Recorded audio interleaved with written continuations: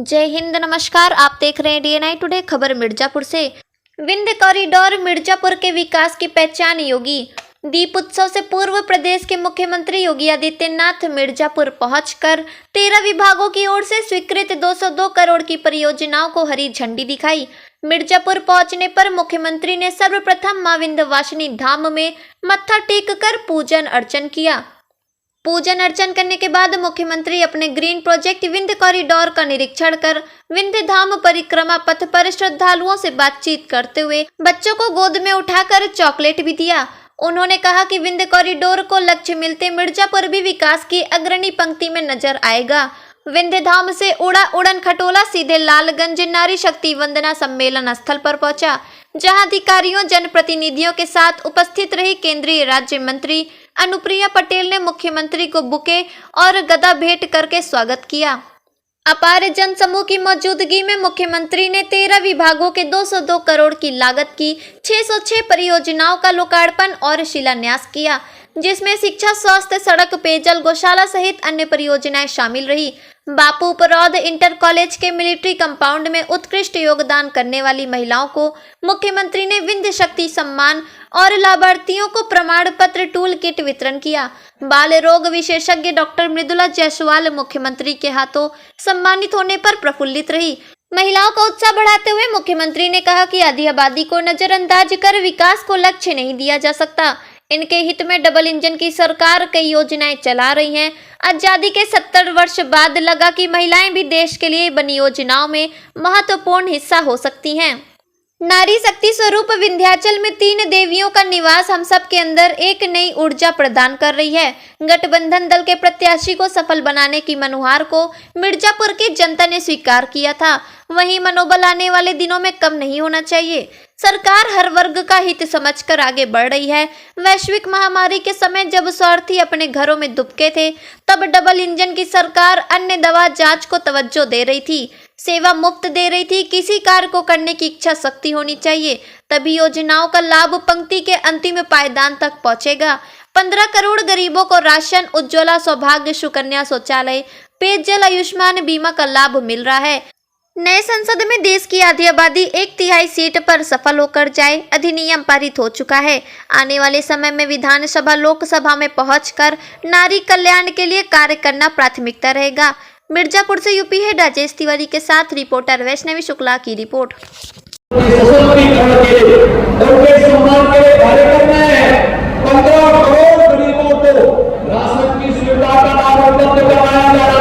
और आज मैं आपके बीच इसी बात को लेकर के आया हूं कि प्रदेश में केंद्र में दोनों सरकारें मिलकर के आगे आने की सुरक्षा के लिए, उनके सम्मान के लिए, उनके स्वावलंबन के लिए प्रतिबद्धता ईमानदारी के साथ कार्य करेंगे।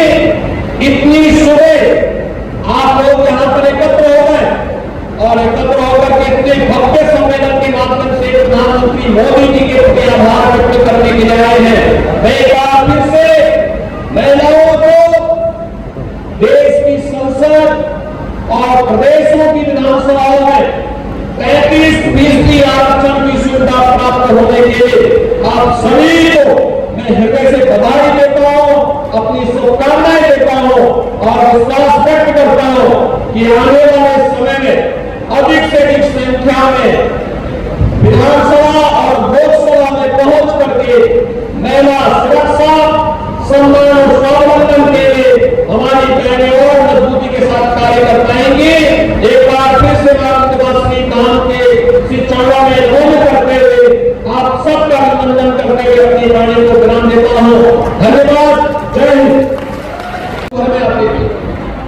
आज एक दिन में आ रहे हैं दर्शन करने के लिए, ये चीजें दिखाती है। सुविधाएं मिलनी चाहिए, कनेक्टिविटी बेहतर होनी चाहिए और जब ये सुविधाएं बेहतर होती है, परिणाम भी उसी प्रकार से बेहतर होते हैं।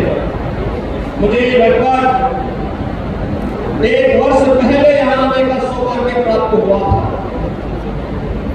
और उसके उपरांत उस समय में विधानसभा चुनाव के दौरान आया था। वो हमारे सामने एक चुनौतीपूर्ण कार्यक्रम था। एक तरफ अपने एक युवा विधायक को खोने का गम था और दूसरी तरफ उनकी धर्म पत्नी को ही अपना दल हमारे सहयोगी दल ने प्रत्याशी बनाकर के उतारा था। और मैं आप सबका आभारी हूं कि आप सब ने श्रीमती रिंकी कौर को भारी बहुमत से विजयी बना करके अपना प्रतिनिधित्व उनके हाथों में सौंप करके आज यहाँ को सम्मानित किया, नारी गरिमा की रक्षा करने के लिए अपने आप को समर्पित किया है। इस विषय में आप सबका हृदय से आभार व्यक्त करता हूँ। आपने देखा होगा श्रीमती रिंकी कौर विधायक बनने के बाद अब आपके प्रतिनिधि के रूप में पहला भाषण उनका मंच पर हुआ। आज ये महिलाओं के बारे में, विकास के बारे में, यहाँ की समग्र विकास के कार्यक्रमों को आगे बढ़ाने के लिए निरंतर प्रयास कर रही है। हमारे माननीय जनप्रतिनिधिगण निरंतर प्रयास कर रहे हैं और आज उसी की श्रृंखला में मिर्जापुर जनपद विकास की नई चुनौती ऊंचाइयों की ओर आगे बढ़ता हुआ दिखाई दे रहा है। कोई सोच सकता था पहले कि मानववासी धाम में इतना अच्छा कॉरिडोर बनेगा? कोई ये सोचता था कि यहाँ मिर्जापुर जनपद में भी मेडिकल कॉलेज बनेगा? क्या ये कोई सोचता था हर घर नल की योजना इस क्षेत्र में भी क्रियान्वित हो पाएगी? आज तो भाइयों बहनों हर घर में शुद्ध आरओ का पानी पहुंचाने के बड़े अभियान निकले हैं और यहाँ की बहनों की समस्या का समाधान भी करेंगे कि उनको शुद्ध जल की आपूर्ति, शुद्ध जल की आपूर्ति होगी, इसमें कोई संदेह नहीं। लेकिन साथ साथ मां विंध्यवासिनी के नाम पर हमारे मिर्जापुर में भी एक भव्य विश्वविद्यालय का निर्माण हो, इसके लिए भी मैं आप सबको हृदय से बधाई देता हूं। हमारी सरकार ने तय कर लिया। मैं यहाँ पर अभी आशीष जी से भी और यहाँ पे रमाशंकर जी से भी और प्रिया जी से भी युवराज सिंह जी से भी रत्नाकर मिश्रा जी से भी इन सबसे मैं यही पूछ रहा था कि जमीन चिन्हित करके उसको तत्काल प्रस्ताव भेजिए।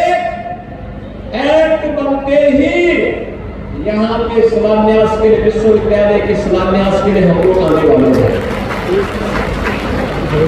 पहले विश्वविद्यालय क्या महाविद्यालय नहीं मिलते थे, अब तो विश्वविद्यालय बनाने जा रहे हैं और विश्वविद्यालय के माध्यम से इस शिक्षा के केंद्र के रूप में एक पूरा क्षेत्र उभरेगा। याद करिए ना, महाविंध्यवासिनी धाम का जो त्रिकोण है वह मां सरस्वती, महालक्ष्मी और महाकाली के रूप में प्रख्यात है। तो तीनों देवियों का आशीर्वाद यहाँ के माध्यम से हमारे संपूर्ण उत्तर प्रदेश पर बरसता है और हम लोग भी बार बार यहाँ पर मां का आशीर्वाद प्राप्त करने के लिए आते हैं। भैया बहनों, मैं फिर इस बात को कहने के लिए आया हूँ, प्रधानमंत्री जी का वो संकल्प है, आदि आबादी का सम्मान हर हाल में होना है और आदि आबादी के सम्मान के लिए, उनकी सुरक्षा के लिए, उनके स्वावलंबन के लिए सरकार पूरी प्रतिबद्धता के साथ, पूरी ईमानदारी के साथ डबल इंजन की सरकार कार्य कर रही है और आज उसी के प्रति आश्वस्त करने के लिए मैं आपके बीच आया हूँ। आपने देखा होगा डबल इंजन की सरकार ने जहां अनेक कार्यक्रमों को पूरी ईमानदारी और प्रतिबद्धता के साथ लागू किया है। मुझे अच्छा लगता है जब मैं मिर्जापुर और सोनभद्र जिलों में आता हूँ, हमारी सरकार ने तय किया है कोल जाति का चेरो, कोल, कोल या फिर मुसहर, भट्टा गया, थारू, जो भी इस प्रकार की जनजातियां हैं, अनुसूचित जाति के लोग हैं या गरीब लोग हैं जिनके पास अपना मकान नहीं है, प्रधानमंत्री आवास योजना में आच्छादित नहीं हुआ है, उसके लिए मुख्यमंत्री आवास योजना से एक आवास उपलब्ध करवाने का कार्य हमारी सरकार कर रही है और सरकार ने अपने इस वायदे को निभाया है। और घर में स्वच्छता के लिए, नारी गरिमा के लिए शौचालय होना ही चाहिए और घर में शुद्ध पेयजल की आपूर्ति की व्यवस्था होनी ही चाहिए। परिवार में 5 लाख रुपए की स्वास्थ्य बीमा का कवर मिलना ही चाहिए। और सरकार की परीक्षा की कसौटी थी कोरोना कालखंड। आपने देखा होगा जब विपक्ष के लोग आराम कर रहे थे, अपने अपने लिए ही चिंतित थे, तभी डबल इंजन की सरकार आपके हितों का संवर्धन करने के लिए फ्री में टीका, फ्री में टेस्ट, फ्री में वैक्सीन और फ्री में उपचार के साथ साथ फ्री में राशन की सुविधा का लाभ भी दे रही थी और आज भी दे रही है। भाइयों बहनों, हमारे लिए तो पूरा उत्तर प्रदेश ही परिवार है। प्रधानमंत्री मोदी जी के लिए देश की 142 करोड़ की जनता ही परिवार है और उनके लिए जिस प्रतिबद्धता के साथ वे कार्य कर रहे हैं ये किसी से छुपा हुआ नहीं है। और इसीलिए भाइयों बहनों, आज मैं आपसे बताने के लिए आया हूं, सरकार ने इसी क्रम में जो योजनाएं चलाई, मुख्यमंत्री कन्या सुमंगला की योजना, मुझे अच्छा लगता है जब 6 चरणों में पैसा बेटी के खाते में जाता है, बेटी के जन्म लेने के साथ और बेटी के स्नातक तक की पढ़ाई में योगदान देने के लिए पहले 15,000 रुपया हम देते थे, नए सत्र में हम उसको 25,000 रुपया करने जा रहे हैं। 25,000 रुपए की राशि बेटी को मिलेगा। बेटी की शादी के लिए 51,000 रुपए की राशि सरकार दे रही है। मुख्यमंत्री कन्या सुमंगला योजना में प्रदेश की 17 लाख बेटियां चयनित हो चुकी हैं। यानी 19 में हमने प्रारंभ किया, अब तक 17 लाख बेटियों को इसका लाभ मिल रहा है।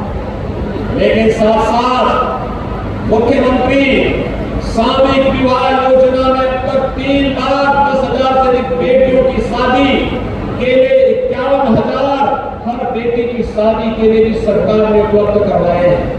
अब कुछ देखिए ना, पहले बेटियों की शादी के लिए गरीब के घर कोई जाता ही नहीं था और आज जब सामूहिक विवाह की कार्यक्रम संपन्न होते हैं, कई मुख्यमंत्री, कई मंत्री, सांसद, विधायक, अधिकारी ये सभी उस कार्यक्रम में भागीदार बनते हैं। ये बातें दिखाती है सरकार ने जो किया है पूरी ईमानदारी के साथ हर गरीब का भी सम्मान हो और हर बेटी को समाज सम्मान के साथ देखे। इस दृष्टि से सरकार के कार्यक्रम पूरी ईमानदारी के साथ आगे बढ़ाने के कार्यक्रम चल रहे हैं। सरकार वर्तमान में मिशन शक्ति के अंतर्गत अपने चतुर्थ चरण के कार्यक्रम को आगे बढ़ा रही है। जैसे यहाँ पे प्रिया जी ने बताया भी कि उत्तर प्रदेश पुलिस ने बेटियों की संख्या अधिक से अधिक भरी जाए। 1947 से लेकर 2017 तक केवल 10,000 महिला कार्मिक उत्तर प्रदेश पुलिस बल का हिस्सा थी और आज मुझे बताते हुए प्रसन्नता है उत्तर प्रदेश पुलिस बल में 40,000 महिला कार्मिक वर्तमान में कार्यरत है। ये 40,000 महिला कार्मिक प्रदेश में बेहतर कानून व्यवस्था की स्थिति बनाने के लिए, प्रदेश के अंदर सुरक्षा का बेहतर वातावरण बनाने के लिए पूरी प्रतिबद्धता के साथ, पूरी ईमानदारी के साथ कार्य कर रही है। और उसी श्रृंखला को आगे बढ़ाने के लिए सरकार ने तमाम अन्य क्षेत्रों में भी उनके लिए अलग अलग द्वार खोले हैं, अलग अलग क्षेत्रों में वे आगे बढ़ सके। प्रधानमंत्री स्वामित्व योजना में उत्तर प्रदेश में 75 लाख परिवारों में अब तक घरौनी वितरण का कार्य किया जा चुका है। यानी 75 लाख परिवार में जमीन का मालकीन अब महिलाएं बन चुकी हैं। 55 लाख परिवारों को हमने आवास उपलब्ध करवाया है। इसमें भी हर 55 लाख परिवारों के मकान की मालकीन उस परिवार की महिला जो सदस्य है उसके नाम पर मकान भी उसे उपलब्ध कराया जा चुका है। भाइयों बहनों, सरकार के कार्य करने की इच्छा शक्ति होनी चाहिए। सरकार अगर इच्छा शक्ति के साथ आगे बढ़ती है, कोई कारण नहीं कि गरीब के पास उन योजनाओं का लाभ न पहुंचे। अवश्य पहुंच सकता है। पहले 300 रुपए की निराश्रित पेंशन दी जाती थी। आज मुझे प्रसन्नता है हमारी सरकार ने 300 रुपए की पेंशन की राशि को बढ़ा करके आज इसे 1000 रुपया प्रतिमाह किया है और लगभग 30 लाख निराश्रित महिलाओं को हर वर्ष 12,000 रुपए की पेंशन की राशि हम लोग उपलब्ध करवाने का कार्य कर रहे हैं।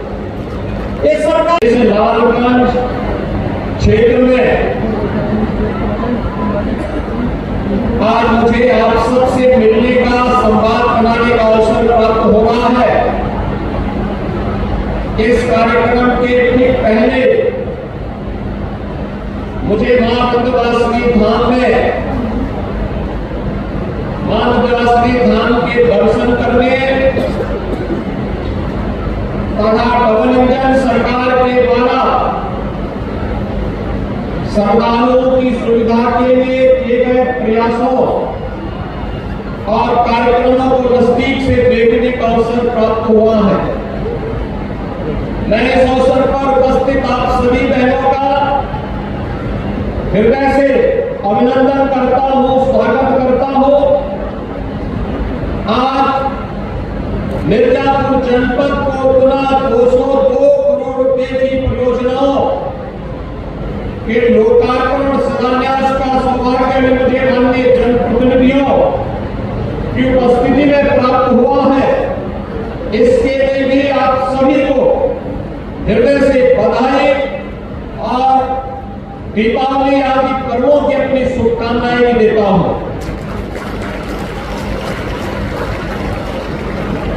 हम सब जानते हैं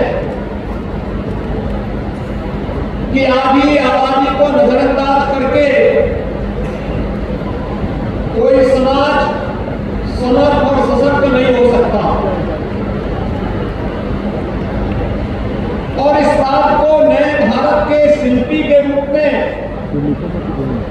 प्रधानमंत्री मोदी जी ने 2014 में स्पष्ट कर दिया था,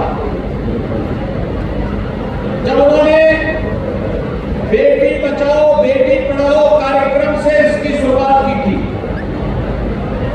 इसके उपरांत अलग अलग कार्यक्रमों के माध्यम से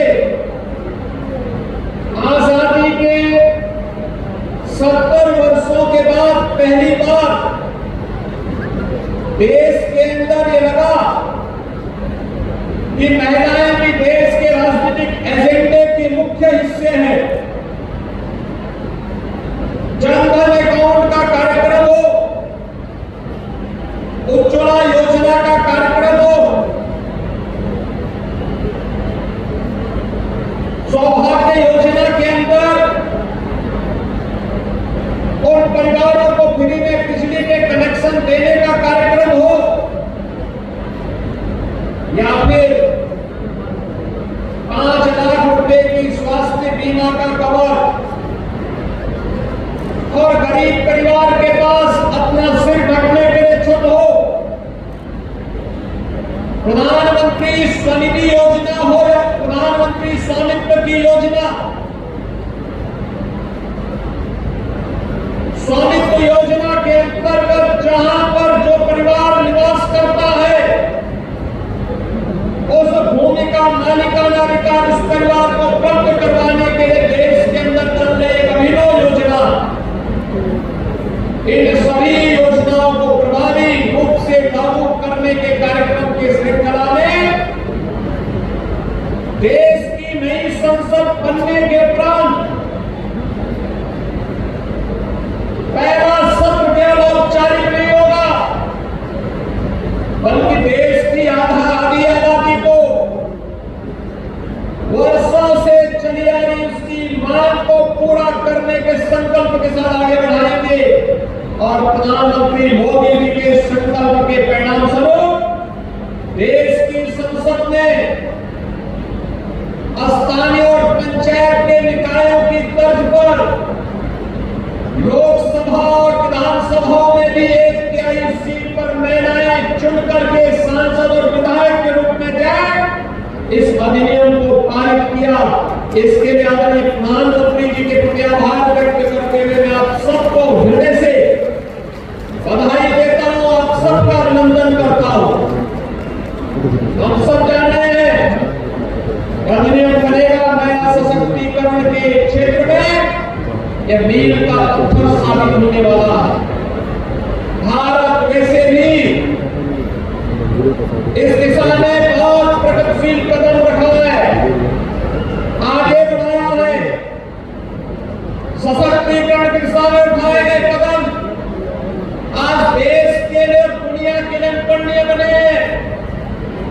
उसी श्रृंखला में अधिनियम का पारित होना दुनिया के आधी आबादी के सामने एक नया आगे बढ़ने का प्रकाश स्तंभ प्रधानमंत्री मोदी जी ने प्रस्तुत किया है। और भाइयों बहनों, इसीलिए आपने फिर यहाँ मां विंध्यवासिनी धाम में आकर के यहाँ की बहनों की ओर से प्रधानमंत्री मोदी जी के प्रति आभार व्यक्त कर सको, इसके लिए आपके बीच में विशेष रूप से आया हूं। हमारा विंध्यवासिनी धाम नारी शक्ति के सशक्तिकरण का सबसे अच्छा उदाहरण है। याद करिए, एक साथ मां विंध्यवासिनी, मां अष्टभुजी और मां काली को त्रिकोण, याद करिए महालक्ष्मी, मां सरस्वती और महाकाली के रूप में हम सबको जीवन के समग्र कथा का दर्शन कराता है, हम सबको एक नई प्रेरणा प्रदान करता है और नारी शक्ति के प्रति श्रद्धा और सम्मान का भाव हम सबके मन में सदैव बना रहे। इसी के लिए मां विंध्यवासिनी धाम में इस अच्छे कॉरिडोर का निर्माण कार्य कराया जा रहा है। आने वाले श्रद्धालुओं को भी समस्या न हो, लेकिन साथ साथ मां के प्रति श्रद्धा का भाव व्यक्त करने के साथ साथ हमारे नौजवानों को अधिक से अधिक मात्रा में रोजगार की सुविधाएं भी उपलब्ध होती हो। मैं देख रहा था, मैं अष्टमी के दिन पूछ रहा था कि मां विंध्यवासिनी धाम में कितने श्रद्धालुओं ने दर्शन किया है। मुझे बताया गया कि अकेले एक दिन में 35 लाख लोग मां विंध्यवासिनी धाम में दर्शन किए। जी मैडम, आज पुरस्कार मिला है आपको मुख्यमंत्री के द्वारा, क्या किस लिए मिला है, क्या कहेंगे? मैं पिछले 24 वर्षों से मिर्जापुर जनपद में बाल रोग विशेषज्ञ के रूप में काम कर रही हूँ और मैंने इस दौरान देखा कि मैं जिस बच्चों को मैं इलाज करती हूँ, कई महिलाओं के भी करती हूँ, मैंने देखा ये अत्यंत पिछड़ा हमारा इलाका है जहाँ धन की काफ़ी कमी है और इंसान अपने तन को रखने और भोजन के लिए परेशान रहता है। तो उस दौरान मैंने सबसे बड़ा काम हमें लगता है कि हमने अपनी फीस कभी नहीं बढ़ाई। आज भी जब से मैं आई हूँ तब से आज तक मेरी फीस मात्र 200 रुपये है। गरीबों को हमें फ्री भी देखते हैं, दवाइयाँ भी देते हैं और आज मेरे द्वारा इतने सारे बच्चे बचे हैं जो आपके आज 22-22, 23-23 साल के हो रहे हैं। जो कोई ज़माना था 800-900 ग्राम के भर्ती हुए थे, जिसमें मैं आई थी तो यहाँ पर उतनी अच्छी SNCU की सुविधाएँ हैं। नवजात शिशुओं को देखने के लिए NICU बनता है, वो नहीं था। पहला NICU मेरा ही बना था और उसके द्वारा पाले गए बच्चे आज 22 वर्ष के मेरे बगल में जब खड़े होते हैं 6 फुट के, तो मुझे इतना आनंद महसूस होता है। और उसका सबसे बड़ा जो सम्मान आज मुझे मिला है यहाँ पर, वो मुझे बहुत अच्छा लगा, बहुत गौरवान्वित महसूस हुआ। कभी मैंने सोचा नहीं था कि हमारी जनता हमें इतना सम्मान देगी। Thank you. क्या कहेंगे आप मुख्यमंत्री जी को? जो उन्होंने नारी की सशक्तिकरण की योजनाएं चलाई हैं वो सच में बहुत कारगर है। इससे स्त्रियों के अंदर पढ़ने की, आगे बढ़ने की, देश की सेवा करने की जागरूकता बढ़ती है और वो अपने आप को किसी मामले में किसी पुरुषों से कम महसूस नहीं करती हैं। और मेरी उम्मीद है कि आगे आने वाले समय में स्त्रियां और ज़्यादा पढ़ेंगी, लिखेंगी, आगे आएंगी और हर क्षेत्र में, केवल मेडिकल ही नहीं, वो आगे आकर के देश को मजबूत करने में सहयोग करेंगी। धन्यवाद। मोदी जी का और योगी जी का बहुत बहुत धन्यवाद देना चाहूँगी, उन्होंने हम लोग के सम्मान से विभूषित किया।